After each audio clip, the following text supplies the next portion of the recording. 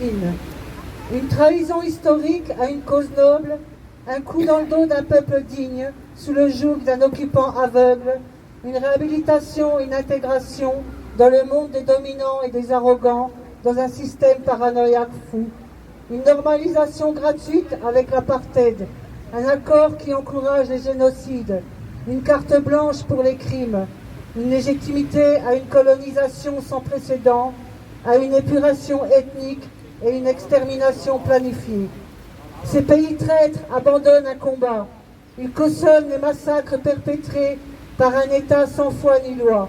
Ils autorisent la domination sur un peuple indigène pour des intérêts étroits, dans l'indifférence générale et l'impunité totale, une monstruosité de plus. Quand la trahison devient doctrine, la lâcheté loi et la complicité principe, une profonde blessure à notre humanité.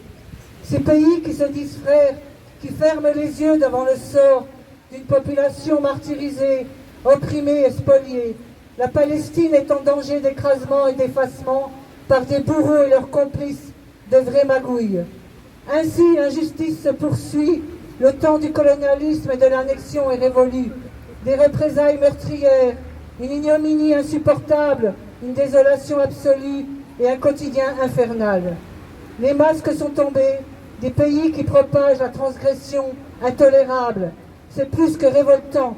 Honte à ces complices qui veulent blanchir l'histoire noire. Blocus, annexion, horreur et colonisation. Indignez-vous devant cette impunité des assassins. Qu'ils normalisent, qu'ils trahissent. Ils ont oublié ces haineux, qu'ils ne bâillonnent pas un peuple chez lui. Que la Palestine n'est pas à vendre. Que pas de paix sans justice. Que cette occupation mérite d'être combattue, affrontée et boycottée et non pas acceptée.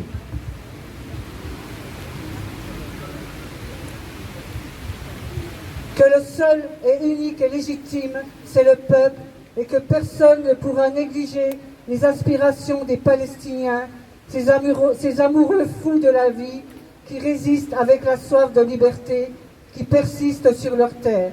Cette terre généreuse qui vaut plus que tous les trésors, cette pierre à l'édifice de résistance qui cultive son irréductible espoir, qui continue à planter les oliviers de la paix, cette Palestine qui restera la mère de toutes les luttes. Ziad Medouk. Bravo.